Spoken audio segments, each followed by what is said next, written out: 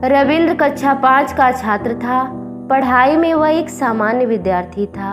हर साल कक्षा में उत्तीर्ण होकर अगली कक्षा में पहुंच जाता था। इससे ज़्यादा कुछ कर दिखाने की वह सोचता भी न था। सोचे भी कैसे, उसका दिमाग तो हर समय किसी न किसी शरारत में लगा रहता था। स्कूल में उसके सहपाठी और अध्यापक उससे परेशान रहते थे और घर में उसकी करतूतों को देख सुनकर माता पिता माथा ठोकते थे।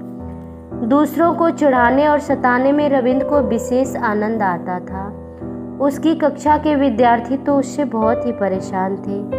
कभी किसी की कॉपी गायब हो जाती तो कभी किसी की किताब, कभी किसी की कॉपी के पन्ने फटे मिलते तो कभी किसी की कमीज पर स्याही छिड़की मिलती, कभी ब्लैक बोर्ड पर क्लास मॉनिटर का चित्र बना होता तो कभी किसी अध्यापक का।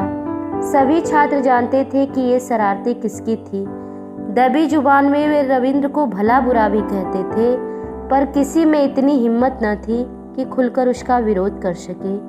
विरोध करने का मतलब था अपने हाथ पैर तुड़वाना। अध्यापकों ने भी अनेक बार उसे समझाने का प्रयत्न किया। जब समझाने से बात न बनी तो उसे कड़े से कड़ा दंड भी दिया गया।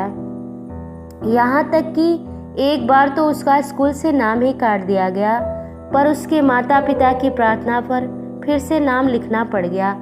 आखिर अध्यापक उसके माता पिता के दुख को समझते थे। माता पिता भी उसे हर तरह से समझा कर हार जाते थे, पर उस पर कोई प्रभाव न पड़ता था। एक दिन उस कक्षा में पंकज नाम के एक नए लड़के ने प्रवेश लिया। इसके पिता का तबादला इस शहर में हो गया था, इसलिए उसे सत्र के बीच में ही नए विद्यालय में प्रवेश लेना पड़ा था। पंकज एक विकलांग लड़का था। उसकी एक टांग घुटने तक ही थी, इसलिए उसे बैसाखियों का सहारा लेना पड़ता था। पढ़ाई में पंकज बहुत होशियार था। उसके पिछले अंकों के आधार पर उसका इस कक्षा में आसानी से प्रवेश हो गया था। पंकज की कटी टांग देखकर कक्षा के छात्र मन ही मन दुखी होते थे, पर रविंद्र तो किस मिट्टी का बना था, उसे कोई फर्क नहीं पड़ता था।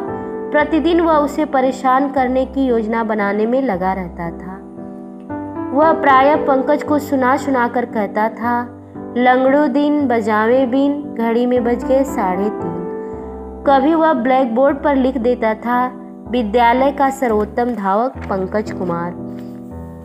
पंकज यह सब देखता सुनता तो दुखी हो उठता था। उससे वे दिन याद आते थे जब उसकी टांग ठीक ठाक थी और वह वास्तव में विद्यालय का सर्वोत्तम धावक और श्रेष्ठ खिलाड़ी था। अनेक बार उसकी आंखें छलछला उठती, परंतु रविंद्र पर इन सब का कुछ असर न होता था। एक दिन पूरी छुट्टी होने पर पंकज अपने घर जा रहा था। तभी रविंद्र भी उसके पीछे पीछे हो लिया। पैर से फुटबॉल उछाल कर पंकज को परेशान करता हुआ वह घर की ओर जा रहा था। पंकज के रास्ते में वह बार बार फुटबॉल इस तरह से उछाल रहा था कि उसे चलने में अड़चन आ जा रही थी। कई बार तो वह गिरते गिरते भी बचा। पंकज को परेशान करता हुआ आगे पीछे देखे बिना वह बीच सड़क में चल रहा था। लगातार आती जाती गाड़ियों की भी उसे तनिक परवाह न थी। अचानक फुटबॉल के पीछे वह तेजी से दौड़ा और एक कार के चपेट में आ गया। सड़क पर भीड़ इकट्ठी हो गई। भीड़ से रास्ता बनाता हुआ पंकज रविंद्र तक जा पहुंचा। उसने कार वाले से प्रार्थना की कि वह उसके दोस्त को अस्पताल तक पहुंचा दे। रास्ते भर वह रविंद्र के लिए मंगल कामना करता रहा। वह उसकी टांग की चोट को देखकर चिंतित था कि कहीं वह भी उसके जैसे अपाहिज न हो जाए। कार वाले ने व्यक्ति को शीघ्र ही अस्पताल पहुंचा दिया। उसके माता पिता को भी पंकज ने सूचना दे दी। समय पर चिकित्सा सुविधा मिल जाने से रविंद्र को जल्द ही होश आ गया। रविंद्र के माता पिता ने पंकज को बहुत बहुत धन्यवाद दिया। आज उसी की वजह से उनका पुत्र मृत्यु के मुंह से लौट आया था। जब रविंद्र को पता चला कि पंकज ने ही उसे अस्पताल पहुंचाया है और उसकी देखभाल की है, तो उसकी आंखों से पश्चाताप के आंसू बह निकले। जो बात उसके माता पिता अध्यापक उसे नहीं समझा पाए थे, वही बात आज उसके साथ घटी एक घटना ने उसे समझा दिया था। रविंद्र का बदला रूप देखकर उसके माता पिता फूले न समाते थे। उसके सहपाठी प्रसन्न थे, अध्यापक उस पर गर्व करते थे और सबसे अधिक खुश था उसका मित्र पंकज।